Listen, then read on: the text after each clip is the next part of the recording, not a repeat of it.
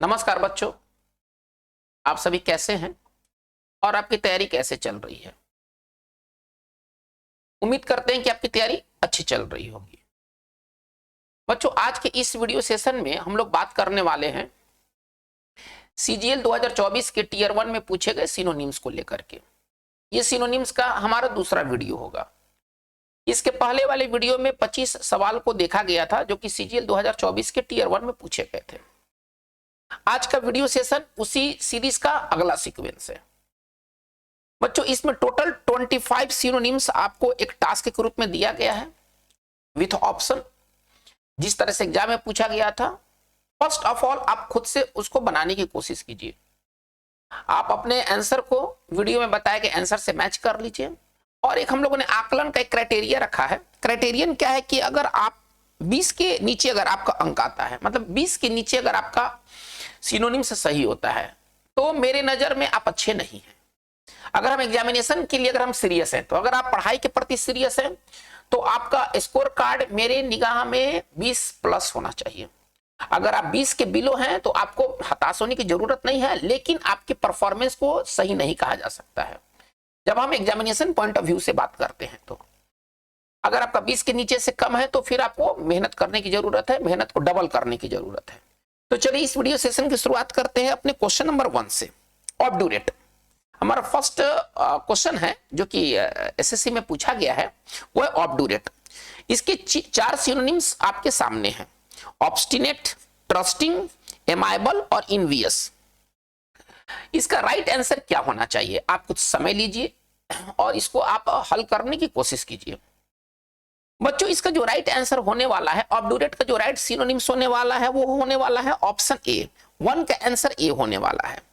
ऑब्डूरेट का मतलब होता है हठी, जिद्दी। चलिए पहले इसके अर्थ को पहले समझ लेते हैं। यदि कोई व्यक्ति अगर ऑब्डूरेट है तो वह हठी है, जिद्दी है, अड़ियल है। हठी, जिद्दी अथवा अड़ियल।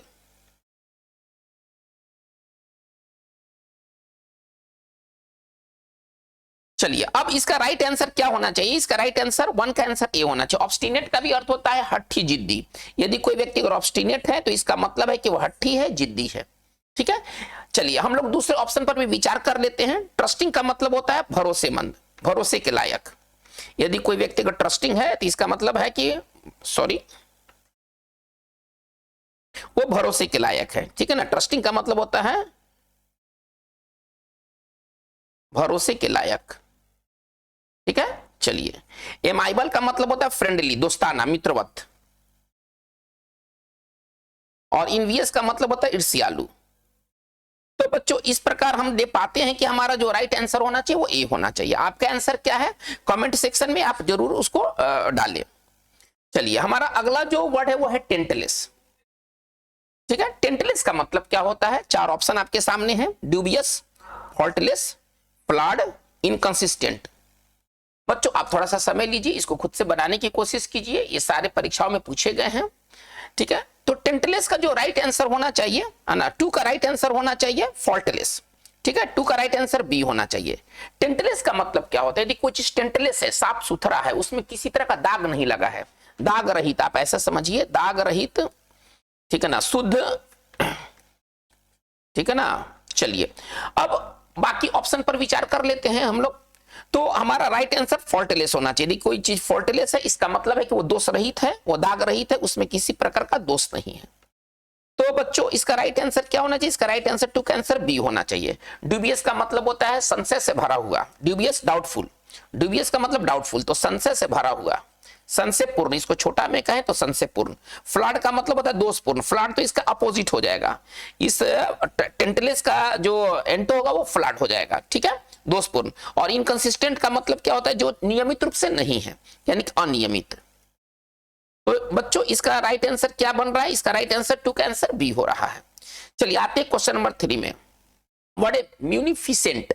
म्यूनिफिसेंट का क्या सिनोनिम्स है? आपके सामने 4 ऑप्शन है: माइजरली, मैलिशियस, अंडर अप्रिसिएटेड और मैग्नानिमस।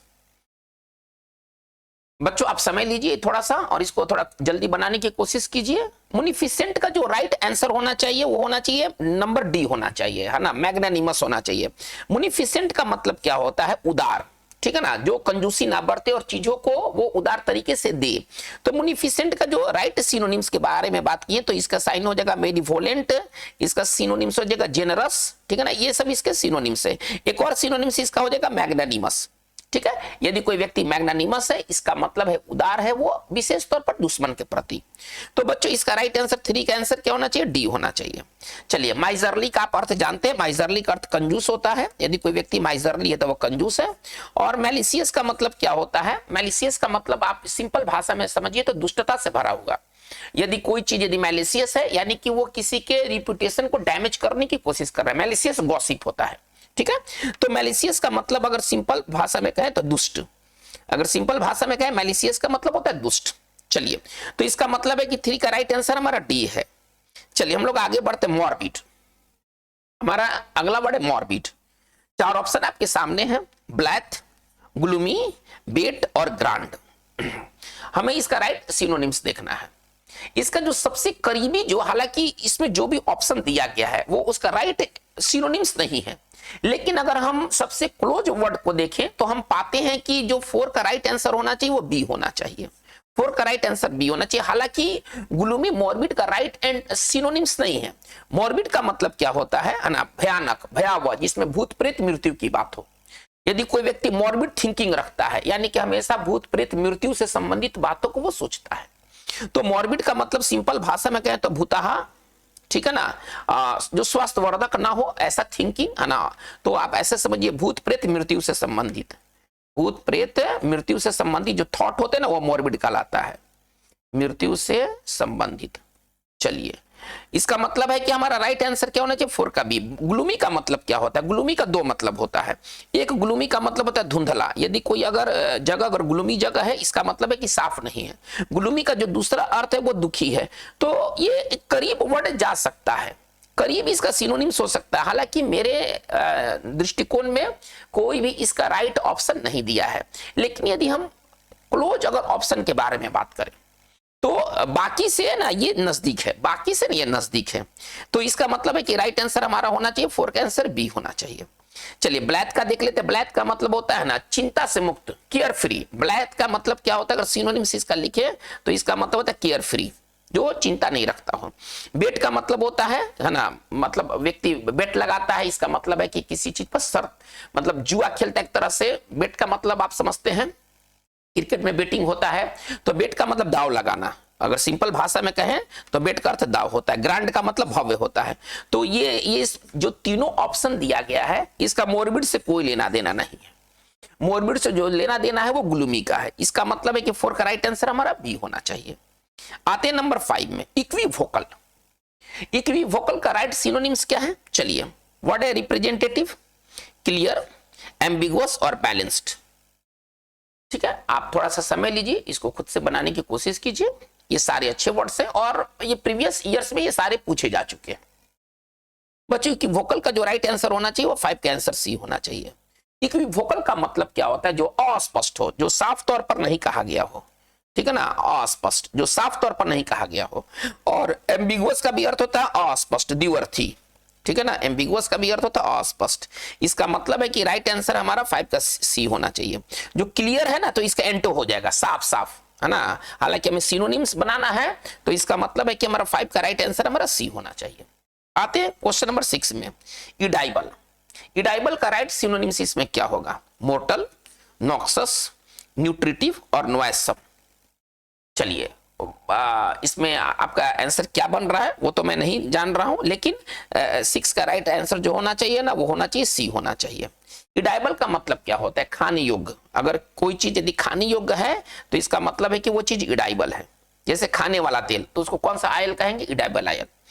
चलिए अब न्यूट्रिटिव का मतलब क्या होता है, जिसका संबंध पोषण से हो, पोषक है ना, पोषण युक्त। आप इसको अगर छोटे भाषा में कहें तो हम इसको कह सकते हैं पोषण युक्त, पोषण युक्त, ठीक है ना, जो खाने लायक है तो वो न्यूट्रिटिव होता है। नॉक्सस का मतलब क्या होता है, जहरीला। सिंपल भाषा में कहें तो इसका हिंदी हो जाएगा जहरीला, पॉइजनस इसका सिनोनिम्स हो जाएगा।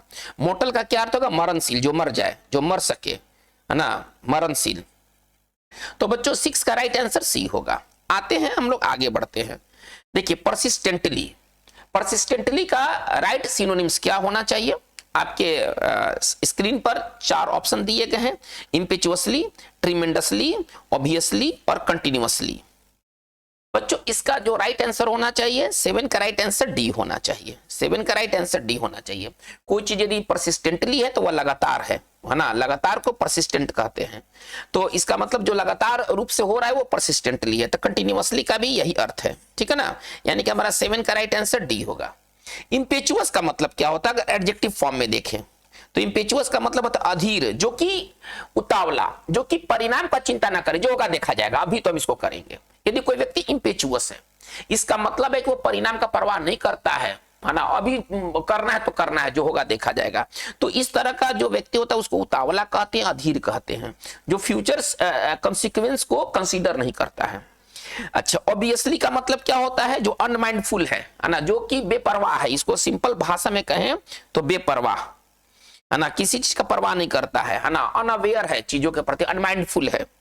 चलिए, तो ये हमारा राइट आंसर हम लोगों ने क्या पाया, 7 का राइट आंसर जो होना चाहिए वो डी होना चाहिए। आते नंबर 8 की तरफ, कारकास। बच्चों कारकास का इसमें राइट सिनोनिम्स क्या होगा, 4 ऑप्शन दिया गया, प्रिजन, कॉर्प्स, गेल और स्क्रैप। ठीक है, इसका जो राइट आंसर होना चाहिए 8 का आंसर राइट आंसर बी होना चाहिए। कारकास का मतलब होता है लाश, जानवर का लाश जो होता है ना वो कारकास कहलाता है। जानवर का लाश जो होता है, जैसे हाथी का लाश, तो कारकास ऑफ एलिफेंट हो जाएगा, ठीक है। और कॉर्प्स का भी अर्थ होता है लाश, है ना, ये विशेष तौर पर ये किसी पर्सन के लिए इस्तेमाल होते हैं। यानी कि 8 का राइट सिनोनिम्स क्या होगा, बी होना चाहिए। आते हैं नंबर 9 की तरफ, जुडिशस। जुडिशस का क्या राइट इसमें सिनोनिम्स होगा, चलिए, सिल्ली, प्रूडेंट, रिडिकुलस और हेस्टी। इसमें मैं जुडिशस का सही सिनोनिम्स को तलाशना है। बच्चों 9 का जो राइट आंसर होना चाहिए वो प्रूडेंट होना चाहिए, ठीक है ना। हाँ, जुडिशियस का मतलब होता है विवेकपूर्ण। यदि कोई चीज को अगर आप जुडिशियस तरीका से करते हैं तो आप उसको विवेकपूर्ण करते हैं, विवेक के साथ करते हैं, दिमाग लगा के करते हैं, जैसे तैसे नहीं करते हैं, ठीक है। और प्रूडेंट का भी यही अर्थ होता है, विवेकपूर्ण। यदि कोई चीज को अगर आप प्रूडेंट वे में करते हैं तो सोच समझ कर करते हैं, ठीक है ना, और बहुत समझ के करते हैं। तो इसका मतलब है कि 9 का जो राइट आंसर होगा हमारा बी होगा।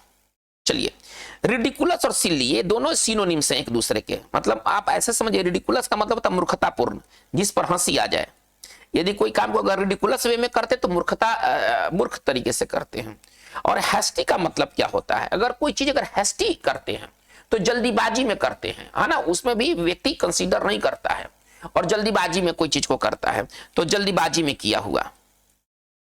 अगर सरल तरीका से बात करें तो जल्दीबाजी में किया हुआ कोई काम को हैस्टी कहते हैं, जैसे हैस्टी डिसीजन, जैसे हैस्टी डिसीजन। तो इसका मतलब क्या है कि राइट 9 का जो राइट आंसर होना चाहिए वो क्या होना चाहिए, बी होना चाहिए। आते हैं नंबर 10 की तरफ, करें लेजिटिमेट। ये सब बहुत इंपॉर्टेंट वर्ड है, बहुत इंपॉर्टेंट वर्ड। इसमें जो भी सेट दिया गया है 2024 के सीजीएल में, जो भी वर्ड्स पूछे गए हैं ना, वो कॉमन वर्ड्स पूछे गए हैं, रेयर वर्ड्स नहीं है। वैसे वर्ड्स हैं जो कि कई बार पूछे जा चुके हैं, इसमें हर एक वर्ड कई बार पूछा जा चुका है, अभी तक कोई नया वर्ड आपको देखने को नहीं मिला है। तो चलिए लेजिटिमेट पढ़ते हैं। लेजिटिमेट का राइट सिनोनिम्स तलाशने की कोशिश करते हैं, फाल्सिफाइड, प्रोडक्टिव, जेन्युइन और फिक्टिटियस। इसमें राइट आंसर क्या होना चाहिए, चलिए, तो लेजिटिमेट का राइट साइनो होना चाहिए आपका सी होना चाहिए। 10 का राइट आंसर सी होगा।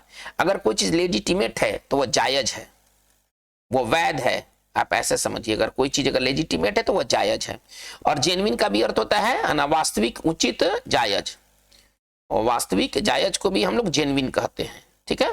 तो इसका मतलब है कि लेजिटिमेट का राइट साइन होगा नंबर सी होगा, 10 का आंसर सी होना चाहिए। आते हम लोग नंबर 11 की तरफ, है ना, वो क्या है, डिरोगेटरी वर्ड है आपका, डिरोगेटरी, ठीक है। चलिए, अब इसके आपके सामने 4 ऑप्शन दिया गया है, इंसल्टिंग, डेलीगेशन, डिराइवेटिव और सैल्यूटरी। बच्चों आप थोड़ा सा टाइम लीजिए, टाइम लेकर बनाइए, हड़बड़ी नहीं दिखाना है।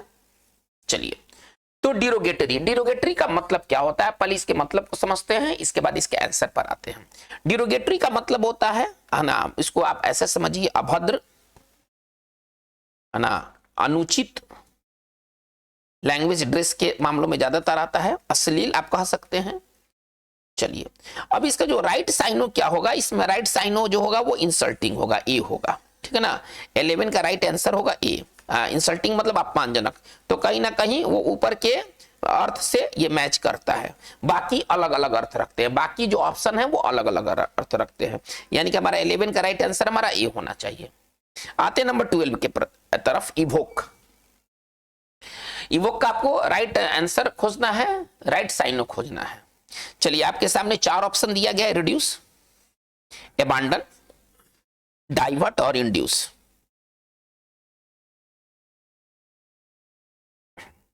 आप थोड़ा समय लीजिए, इसको बनाइए, अच्छा वर्ड है।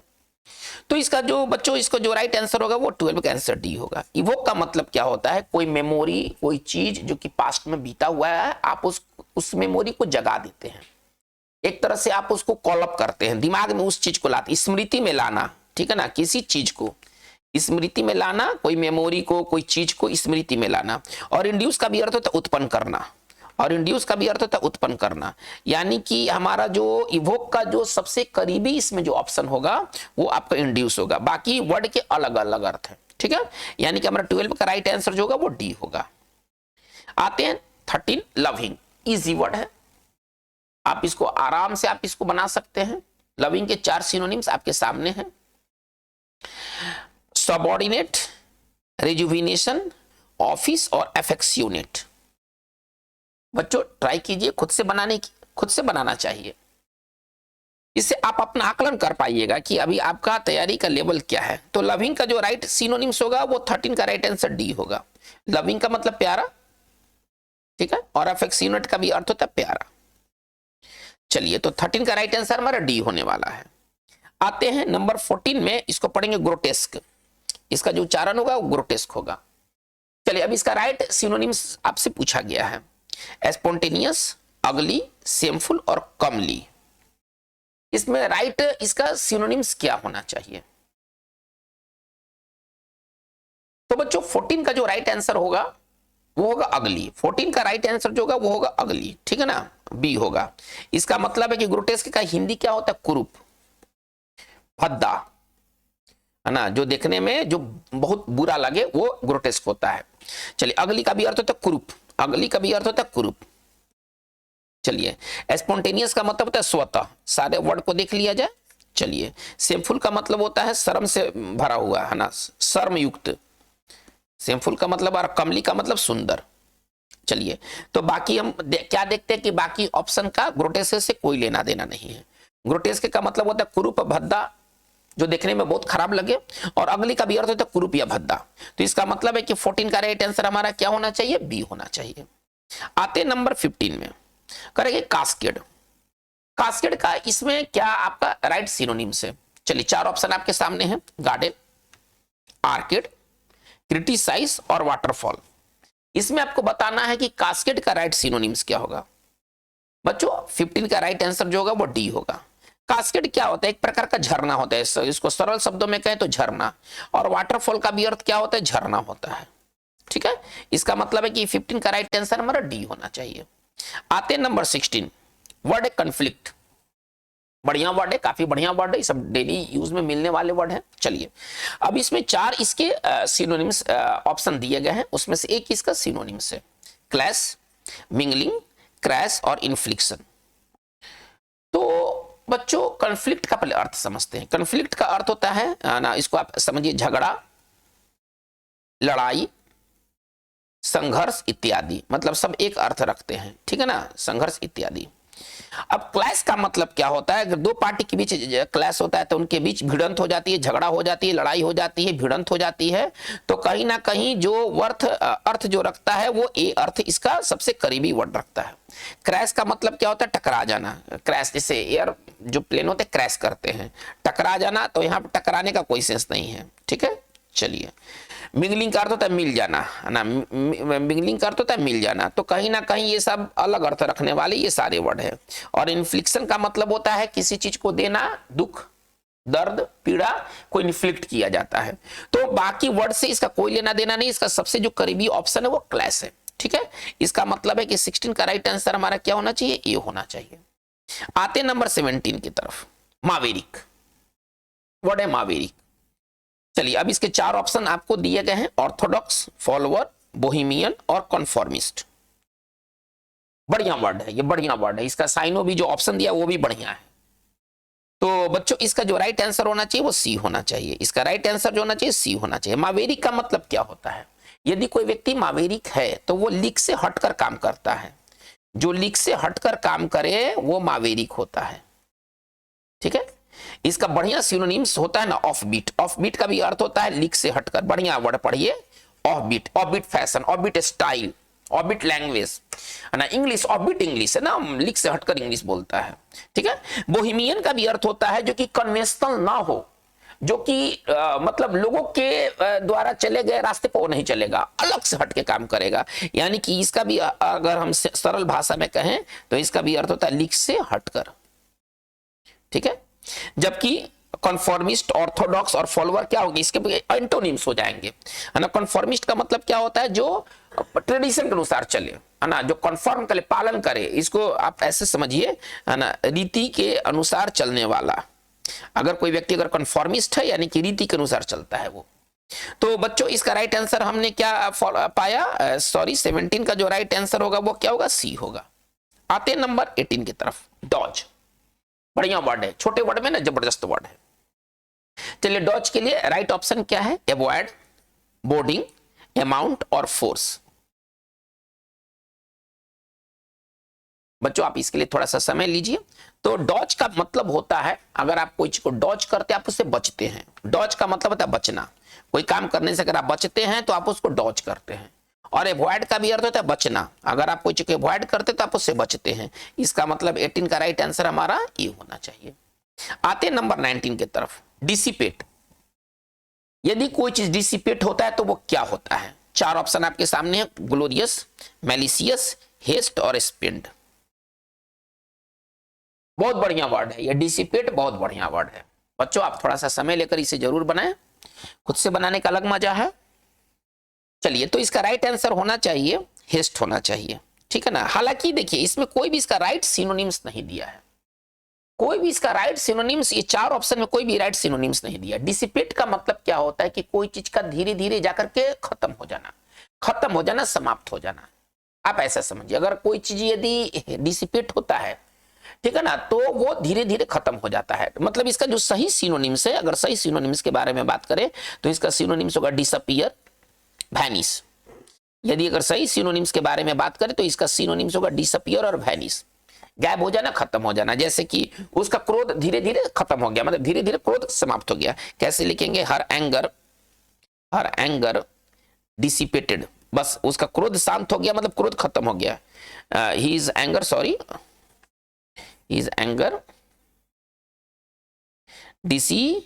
डिसिपेटेड। ठीक है ना, सिंपल भाषा में मैं आपको समझाने की कोशिश कर रहा हूं। तो कोई चीज डिसिपेट होता है तो वो जाकर के खत्म हो जाता है, एक समय पर जाकर खत्म हो जाता है। अब इसमें जो राइट ऑप्शन दिया गया है, कोई भी ऑप्शन मेरे हिसाब से क्लोज ऑप्शन नहीं है। तो सबसे नजदीकी ऑप्शन अगर इसी के बारे में बात करें तो सबसे नजदीकी ऑप्शन जो है वो हेस्ट है। हेस्ट मतलब होता है जल्दी हो करके खत्म हो जाना, आप ऐसे समझिए। हालांकि हेस्ट मतलब होता है जल्दीबाजी में किया गया कोई काम को हेस्ट कहते हैं। अभी हेस्टी के बारे में बात हुआ है। तो मेरे हिसाब से इसमें कोई भी ऑप्शन नहीं है। लेकिन अगर हम जो हमारे पास जो ऑप्शन दिया गया है, अगर हम उसमें चुनाव के बारे में बात करें तो 19 का राइट आंसर सी होना चाहिए। आते हैं नंबर 20 में, वेक्स्ड। चलिए वेक्स्ड के लिए क्या सिनोनिम्स दिया गया है? रिकवर्ड, एनवायर्ड, डिलाइटेड और पैसिफिक। अगर कोई व्यक्ति अगर वेस्ट है तो वह क्या है? अब आपको चुनाव करना है इसमें से। 4 ऑप्शन आपके सामने दिए गए, रिकवर्ड, एनवायर्ड, डिलाइटेड और पैसिफिक। बच्चों इसका जो 20 का राइट आंसर होना चाहिए वो बी होना चाहिए। वेक्स्ड मतलब होता है तंग, है ना। मतलब अगर कोई व्यक्ति अगर किसी से वेस्ट है तो तंग है, वो परेशान है, आप ऐसे समझिए। तो इनवाइड का भी अर्थ होता है कि वो किसी से नाराज है, परेशान है। अगर आप किसी को इनवाइट करते हैं आप उसको नाराज कर देते हैं, आप उसको परेशान कर देते हैं। बाकी वर्ड का इस क्वेश्चन से कोई मतलब नहीं है। यानी कि 20 का राइट आंसर हमारा बी होगा। चलिए आते हैं 21 में, चेरिश। अगर आप किसी चीज को चेरिश करते हैं तो क्या करते हैं? चलिए ऑप्शन दिया गया है, ब्रीच, अफ्लिक्ट, नर्चर और नेग्लेक्ट। बच्चों इसका जो राइट आंसर होना चाहिए 21 का आंसर जो होना चाहिए वो सी होना चाहिए। चेरिश का मतलब क्या होता है? अगर कोई चेरिश करते हैं तो आप उसको पालते हैं, पोसते हैं, बढ़ावा देते हैं, कोई ड्रीम को चेरिश करता है। आदमी जैसे जैसे बड़ा होता है उसका ड्रीम भी बड़ा होते जाता है, तो वो ड्रीम को क्या करता है, बचपन से चेरिश करके रखता है। चेरिश्ड ड्रीम है ना, चेरिश्ड ड्रीम वो ड्रीम होगा जो कि बचपन से पाला पोसा गया ड्रीम है ना, वो आप ऐसे समझिए। और नर्चर का भी अर्थ होता है पालन पोषण करना, एक तरह से ब्रिंग अप करना। तो कहीं ना कहीं सबसे जो करीबी ऑप्शन है वो 21 का आंसर सी है। आते 22 में ब्रिटल। ब्रिटल का इसमें राइट आपको सिनोनिम्स आपको चूज करना है, फिकल, फ्रिजाइल, फैटल और फटीग। ब्रिटल का राइट इसमें आंसर क्या होना चाहिए? चलिए, अगर आपने आंसर पा लिया है तो अपने आंसर को इस वीडियो में बताए गए आंसर से मैच एक बार कर लीजिए। ब्रिटल का मतलब होता है भंगुर, है ना। अगर कोई चीज अगर ब्रिटल है तो वो मजबूत नहीं है, वो टूटने वाला है, ठीक है। और फ्रेजाइल का भी अर्थ होता है भंगुर या कमजोर, ठीक है ना। यदि कोई चीज भंगुर या कमजोर है तो वो फ्रेजाइल है। इसका मतलब है कि हमारा 22 का राइट आंसर हमारा बी होना चाहिए। आते 23 में बिसिच। इस बिसिच वर्ड को कई बार बताया भी गया है वीडियो सेशन में, है ना। कई बार बिसिच वर्ड के बारे में बताया भी गया है। चलिए, अब इसके ऑप्शन क्या क्या है? इम्प्योर, पैम्पर, बिक्विथ और इम्पार्ट, ठीक है। आपको बिसिच का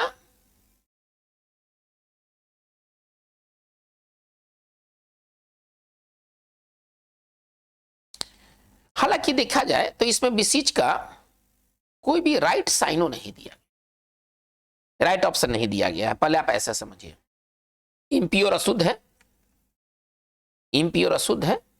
चलिए, पैम्पर का मतलब दुलारना होता है, उचकारना होता है। बिक्विथ का मतलब सौंपना होता है, और इम्पार्ट का मतलब देना होता है, प्रदान करना होता है। तो बच्चों इसमें कोई भी राइट इसमें चॉइस नहीं दिया गया। तो एग्जामिनेशन की बात है, अगर एग्जामिनेशन की बात नहीं होती तो फिर हम एक दूसरा ऑप्शन हम दे सकते थे, लेकिन जैसे एग्जाम में पूछा गया है तो इसमें 4 ऑप्शन हमें नजर आया है, लेकिन 4 ऑप्शन में कोई भी ऑप्शन इस बिसीज का सिनोनिम्स नहीं हो सकता है, क्योंकि बिसीज का अर्थ होता है प्रार्थना करना, बिसीज का अर्थ होता है रिक्वेस्ट करना, इसको अगर विनती करना। बिसीज को अगर राइट अगर आंसर बोले तो इसका हिंदी होता है विनती करना। लेकिन विनती करना का अब क्या कहा जाए? अब इसमें जो पैम्पर शायद हो सकता है, सबसे नजदीकी अगर मैं कहूं तो पैम्पर ही हो सकता है। दुलारना, विनती करना, पुचकारना, ये पैम्पर होते हैं, लेकिन मुझे नहीं लगता है कि पैम्पर इसका राइट सिनोनिम्स है।